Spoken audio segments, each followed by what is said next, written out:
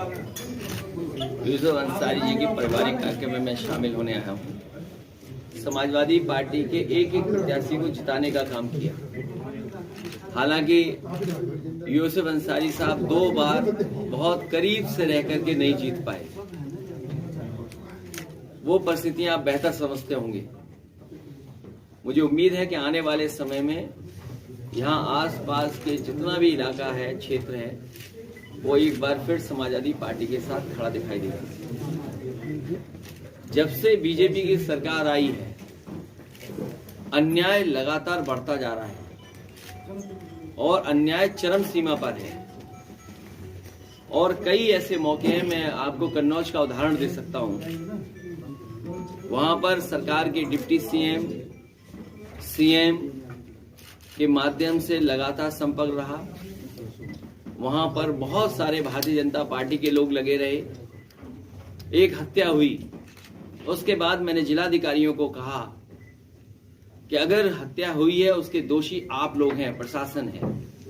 और ये बात मैंने इसलिए कही कि अगर प्रशासन सही समय पर न्याय दे दे तो घटनाएं नहीं होंगी।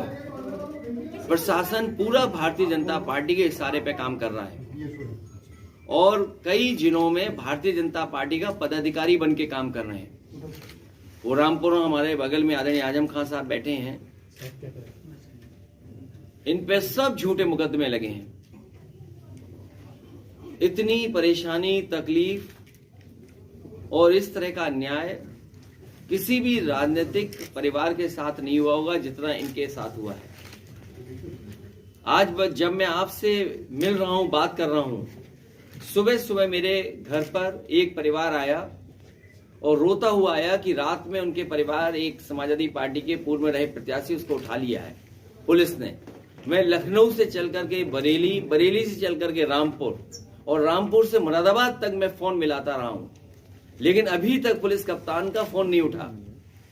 सोचिए, अगर पुलिस के अधिकारी भारतीय जनता पार्टी के पदाधिकारी बन जाएंगे, उनसे क्या न्याय की उम्मीद करेंगे आप? और ये एक घटना नहीं है।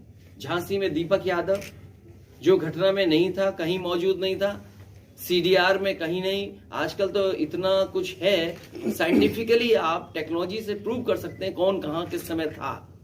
वो मौके पे नहीं है, उसको जेल भेज दिया। ईडी, सीबीआई, जितनी भी संस्थाएं, वो सब पीछे लगा दी। रमाकांत यादव, मैं कितने नाम लूं जो समाजवादी पार्टी के लोगों पर झूठे मुकदमे लगे हैं। ये भारतीय जनता पार्टी ने जो नई परंपरा चलाई है, ये लोकतंत्र को खतरा पैदा कर रही है। लोकतंत्र में ये स्वस्थ व्यवहार नहीं है कि आप अपने पॉलिटिकल लोगों पर झूठे मुकदमे लगाएं।